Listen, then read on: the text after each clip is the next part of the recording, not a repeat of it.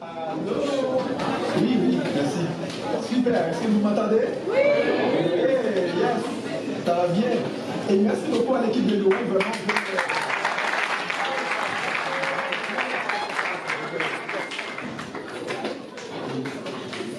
Merci, c'est gentil. Super, alors, donc nous allons continuer à notre deuxième session. Et vraiment, à cette session, nous allons vous encourager à découvrir vos passions. Quand on est jeune, on a des passions, n'est-ce pas? Oui? Oui? Il y en a les vieux aussi. Ah, les vieux? Ah ben oui, oui, j'avais oublié. Moi aussi, j'en ai. Alors, c'est formidable. Regarde, ce matin, nous avons vu ensemble l'importance de prendre conscience, d'accepter notre identité. Et nous avons défini ensemble que notre identité, c'est Dieu qui l'a définie, d'accord? Ce n'est pas la société, ce n'est pas ce qu'on possède, ce ne sont pas nos connaissances, nos techniques ou tout ce qu'on a pu développer, parce que lorsque Dieu a décidé que ces choses, lorsque Dieu a décidé qu'il allait créer l'homme et la femme à son image, il n'y avait pas, ces choses n'existaient pas encore. Dieu avait déjà établi l'identité avant que toutes ces choses existent. Souvent, on a tendance à dire, disons, déclarer que quelqu'un est riche par la quantité d'argent que cette personne possède. D'accord? Quand cette personne a beaucoup d'argent, on dit que cette personne est riche. D'accord? Puis la question est-ce que vous êtes d'accord avec ça? Oui. La question que je peux vous poser est la suivante. Si la personne n'avait pas la capacité de générer de l'argent, est-ce que cette personne pouvait devenir riche? Disons qu'on n'avait pas la capacité. Hein? Donc, comment est-ce qu'on peut vraiment définir la vraie richesse, au fond? Hein? C'est la question. Est-ce que c'est l'argent qui rend la personne riche, ou bien parce que la personne était déjà, Dieu l'a déjà créé tout riche avec toutes ses capacités, et la personne a fait fructifier sa richesse? Les deux? Deuxième choix? Voilà. Donc, ça veut dire que, merci. Vous êtes là, c'est bon. Je suis content. Yes. Parce que c'est juste pour vous dire que lorsque Dieu a décidé de créer, Dieu vous a créé avec tout ce qui est nécessaire. Vous comprenez? Dieu vous a créé avec tout ce qui est nécessaire. Parce que Dieu avait quand même un plan extraordinaire. Le plan, ce n'est pas non seulement que tu puisses être né où tu existes, c'est parce que Dieu avait quelque chose d'extraordinaire. Dieu voulait que chaque personne le représente. On se rappelle le verset dans Genèse 1, 26-27. Dieu a dit, faisons l'homme à notre image. Pourquoi? Dans quel but? C'est pourquoi? Est-ce que vous vous rappelez de la suite? Quand Dieu a dit, faisons l'homme à notre image, selon notre ressemblance, c'était pour quelle raison? Oui, pour qu'il domine sur toute la création. Pour sa gloire, pour qu'il domine, pour qu'il le représente, pour qu'il gère. Alors, quand on a un projet, pourquoi est-ce qu'on va embaucher un employé? C'est pour qu'il accomplisse le travail, n'est-ce pas? Et quand cet employé-là, on va lui passer des entrevues, on veut s'assurer que cet employé-là puisse avoir les qualités, les compétences, les qualifications pour faire le travail. Mais dans ce cas-ci, Dieu a formé lui-même. Dieu a fait tout le travail. Dieu a qualifié déjà la personne. Et Dieu avait une responsabilité. Malheureusement, le péché a tout détruit. Et heureusement, Jésus est revenu pour réétablir toutes choses. Puis j'aimerais ça quand même, avant d'aller plus loin pour développer encore l'idée de tes passions, te montrer un peu le cycle de la vie. Je me suis dit, ça serait quand même intéressant, pendant qu'on est jeune, de regarder ce cycle de la vie, de voir, c'est ce modèle-là que Dieu a utilisé pour développer l'humanité. Il a commencé avec une personne, puis après cela, il a ajouté une autre. Les deux ont formé un couple. Le couple a eu des petits. Les petits vont devenir des ados. Après, les ados deviennent des jeunes adultes. Après, ils vont former un autre couple. Puis les couples vont devenir des grands-parents. Après, ça vieillit. Et ils retournent à leur Créateur. Et là, ce que je vous demanderais, tu te situes où dans ce cycle? Dans quel maillon? Hein?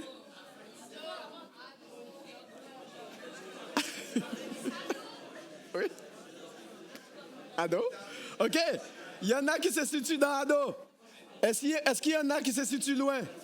Un petit peu plus loin dans le cycle? Moi, je me trouve vraiment loin là-dedans. Ben, je ne suis pas encore grand-parent. Il y a des grands-parents ici.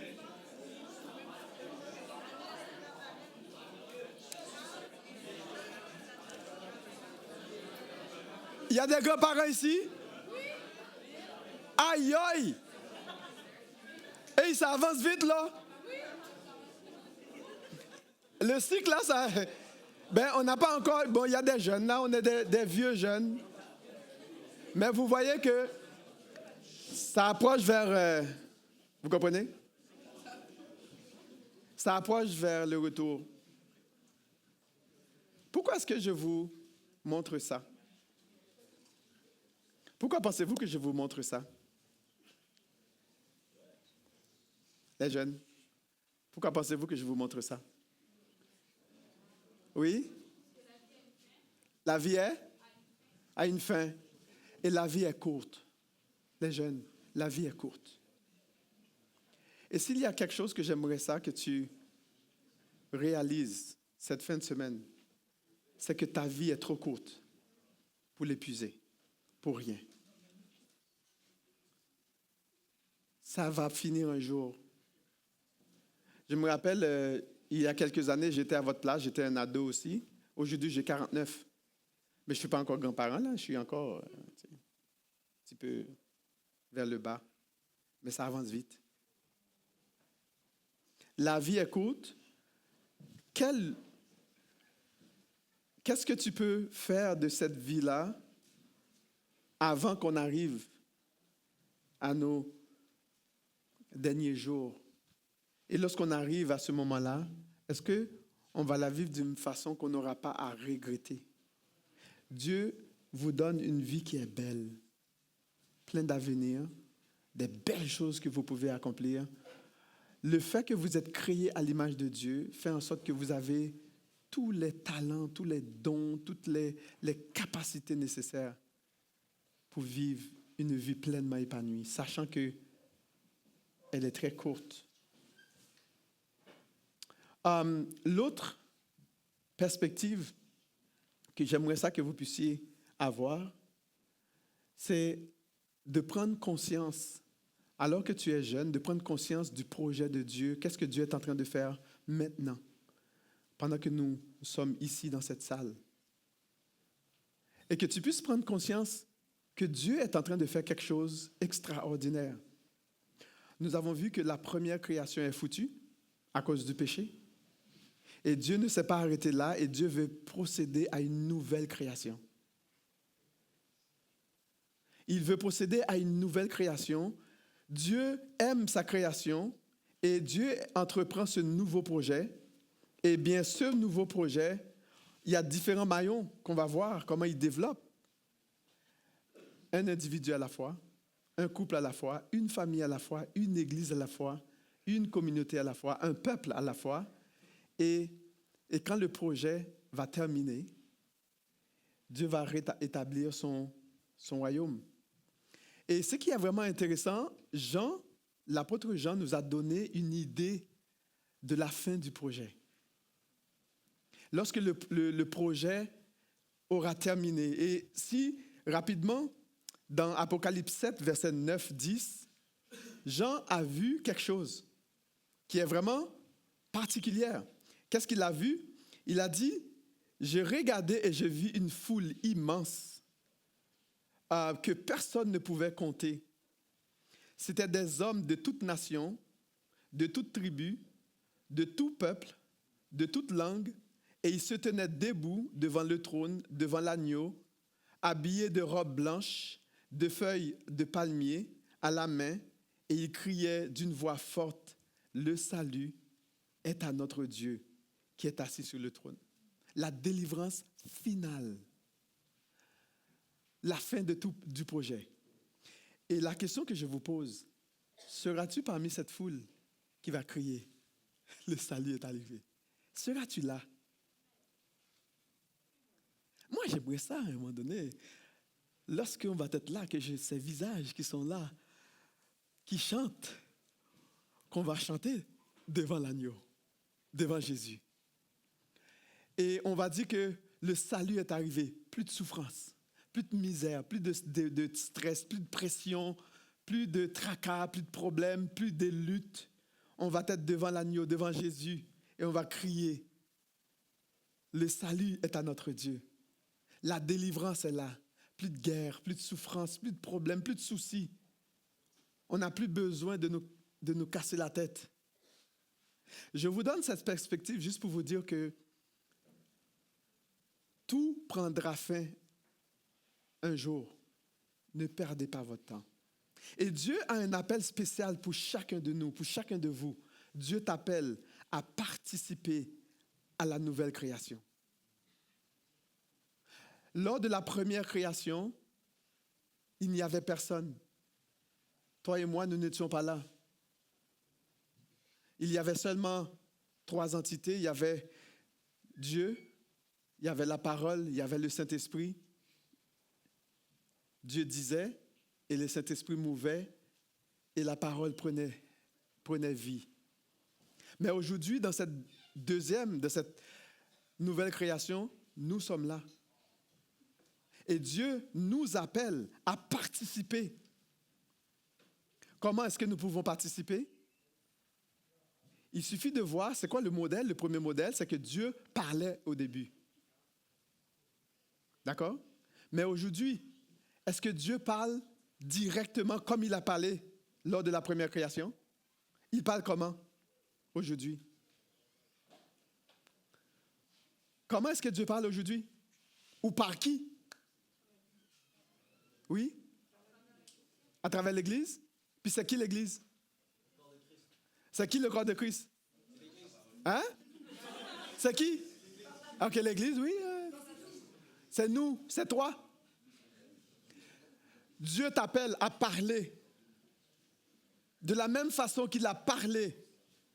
Dieu t'appelle aujourd'hui à parler. Parler qui? Jésus. Et lorsque on parle Jésus, à ceux qui ne le connaissent pas, le Saint-Esprit va mouvoir. De la même façon que le Saint-Esprit l'a fait lors de la création, le Saint-Esprit va mouvoir sur les cœurs des gens et il va procéder à une nouvelle création. Et lorsque quelqu'un se fait baptiser, lorsque quelqu'un décide de choisir Jésus, on voit une nouvelle création sous nos yeux. Et nous assistons à ce merveille extraordinaire, souvent que nous prenons pour acquis, mais c'est une chose extraordinaire. D'assister à une nouvelle création. Parce que la parole de Dieu dit que si quelqu'un est en Christ, il est une nouvelle créature. Et à chaque fois que quelqu'un prend Jésus au sérieux et mêle sa confiance en Jésus, eh bien cette personne devient une nouvelle créature. Et en devenant une nouvelle créature, eh bien cette personne devient aussi une représentante de Dieu sur terre, une personne qui va parler pour Dieu et qui va participer dans le projet de la nouvelle création de Dieu. Même si tu es jeune, même si tu as 12 ans, tu as 11 ans, tu as 15, 20, 30, 40, 50 ou tu as 60 ans, Dieu t'appelle à participer à cette belle et nouvelle création. Et c'est comme ça que ta vie sera pleinement épanouie.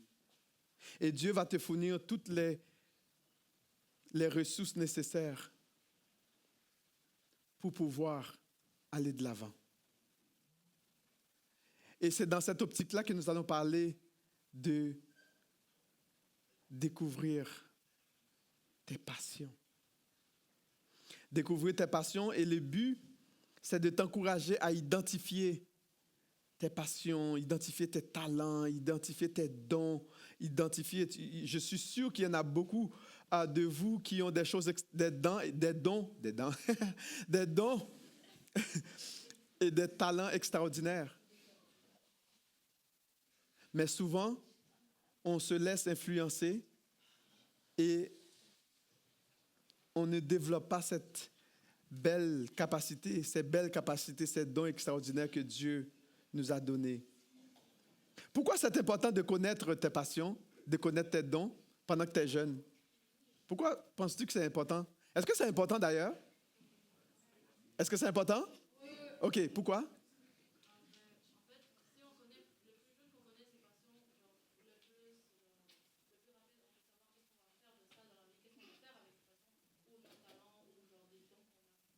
Quoi? Par exemple, un exemple, moi, j'entends assez bien.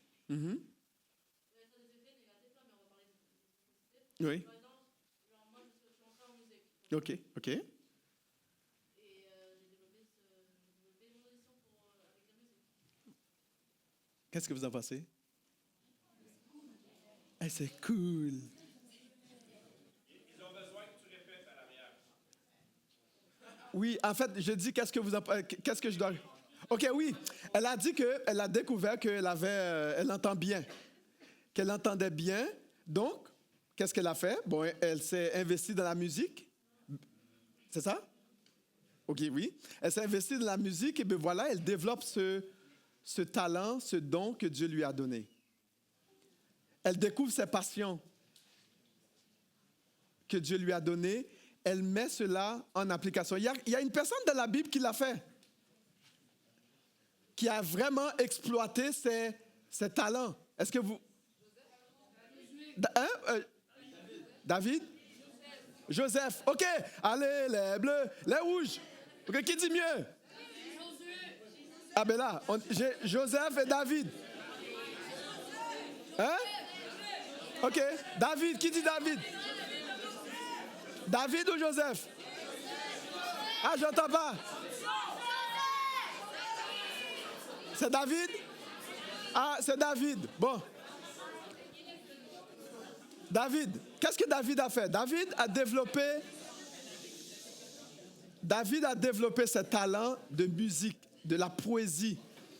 Et on a ce qu'on appelle aujourd'hui les psaumes de David, qui sont des chansons des poèmes que David a laissés pour nous et qui sont une richesse extraordinaire. David, il était jeune et il a mis en application ses passions. Il a développé aussi l'art, il est devenu un guerrier, un militaire puissant. Dieu l'a utilisé pour délivrer le peuple Israël. Et David a été un berger, il a gardé des brebis et cela lui a permis d'être un modèle de berger pour prendre soin du peuple Israël. Et pendant qu'il était jeune, il a développé ses passions.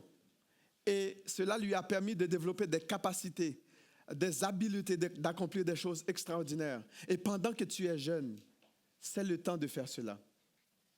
Ce n'est pas le temps pour toi, pendant que tu es jeune, de ruiner ta vie, de salir tes pensées, de salir tes yeux, de salir ton cœur. Regarde, il faut préserver. Il y a des choses que tes yeux ne doivent pas voir. Il y a des choses que tes sentiments ne doivent pas ressentir. Il y a des choses que tes mains ne doivent pas toucher. Il y a des choses que ton corps ne doit pas expérimenter alors que tu es jeune. C'est important pour toi de ne pas détruire cet avenir, ce projet extraordinaire que Dieu a pour toi. Tu as une seule vie à vivre. Et chaque année qui passe, tu ne pourras jamais la retrouver. Demandons à ceux qui sont rendus plus âgés. Ou comme moi, par exemple, qui suis vieux. Voici ce que Salomon a dit, le fils de David. Il a dit, jeune homme, jeune femme, réjouis-toi de ta jeunesse. Livre ton cœur à la joie durant ta jeunesse. Marche en suivant les voies de ton cœur et les regards de tes yeux. Cependant, sache que pour tout cela, Dieu t'appellera en jugement. Chasse le chagrin de ton cœur. Éloigne le mal de ton corps, car l'adolescence et la jeunesse partent en fumée. Ça part vite. Souviens-toi. C'est Ecclésiaste 12, verset 1. Souviens-toi de ton Créateur durant ta jeunesse, avant l'arrivée des jours mauvais, avant d'atteindre les années où tu diras, je n'y prends aucun plaisir. C'est lorsque on n'a plus de force, on n'est plus capable, on est épuisé, on a des rêves, mais la maladie est là. Quand on parle de maladie, on parle souvent un fléau chez nos jeunes, c'est la maladie mentale, les maladies de toutes sortes, maladies mentales, maladies psychologiques, maladies émotionnelles, toutes sortes de maladies. Et on a beau avoir des beaux projets, mais malheureusement, il est trop tard. On n'arrive pas à les accomplir. Et c'est pendant que tu es jeune, Dieu t'a donné des passions, tu connais. Il dit, réjouis-toi de ta jeunesse. Fais bon usage de ta jeunesse. Pendant que tu as toute la vigueur, pendant que tu as la force, et tu dis, voyage, explore ton monde, développe tes talents de musique, apprends la science, et parfois c'est plate, n'est-ce pas? Pratique un sport. Dieu t'a donné tout ce qui est nécessaire à la vie et tu as des passions. Et c'est ce que Salomon, il a fait malheureusement. Ça a fini mal pour lui. Pourquoi? Pourquoi est-ce que ça a fini mal pour Salomon? Il n'a pas respecté même ses propres paroles. Il a livré son corps. Il a dit, préserve ton corps, mais il ne l'a pas fait. Il avait un harem. Puis une des choses qui tue la jeunesse, une des choses qui détruit notre jeunesse, notre belle jeunesse, toi qui es belle, toi qui es beau, toi qui as un avenir, un petit garçon te dit, oh, t'es belle, et puis là, tu penses que oui, il m'aime, et puis là, boum, that's it. Tu te donnes là, il a fini de te prendre comme si tu étais une canne de Pepsi, il a fini de boire la canne de Pepsi, il le jette à la poubelle. Tu n'es pas une canne de Pepsi.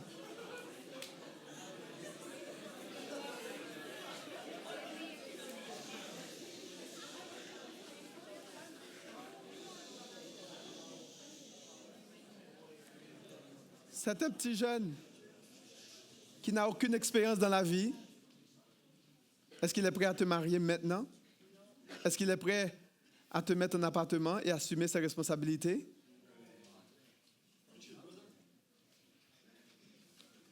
Non. Vas-tu ruiner ta vie juste pour ça? En passant, quand le temps sera venu, Dieu va t'en donner. Tu vas en avoir tellement que tu vas prendre une petite pause de temps en temps. Mais pas pour l'instant.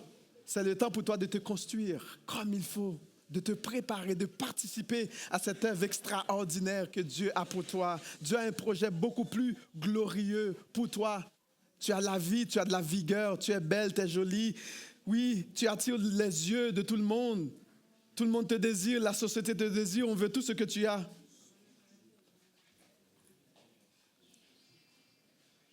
Mais ce n'est pas le temps de ruiner ta jeunesse. Ça ne vaut pas la peine. Ce n'est pas le temps de te laisser intimider.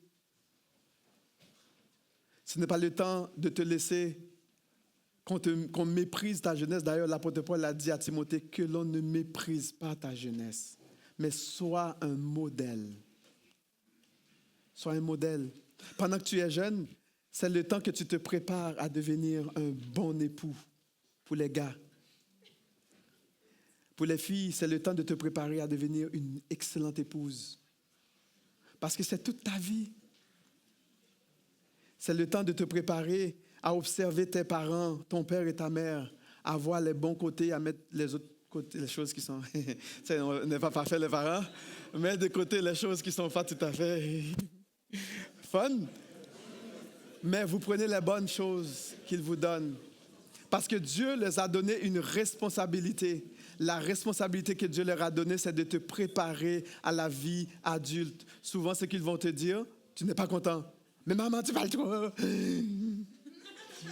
Papa. Mais Dieu leur a donné cette responsabilité pour te préparer à la vie adulte. Et ils n'ont pas le choix de faire leur travail. Parce que Dieu a un plan pour toi. On avait dit ce matin, pourquoi pensez-vous que Dieu n'a pas commencé avec des bébés dans une maison toute seule? Dieu ne l'a pas fait parce que Dieu est intelligent. Dieu savait qu'un bébé a besoin du soin, un adolescent a besoin du soin, un jeune adulte a besoin du soin, un adulte a besoin d'être soigné. Parce que Dieu a un projet, il veut te préparer pour quelque chose d'extraordinaire. Dieu t'aime d'un amour malade, d'un amour inconditionnel. Il n'y a personne sur cette terre qui peut t'aimer de la manière dont Dieu t'aime. Personne. Même pas une blonde, même pas une chum. Un chum, whatever.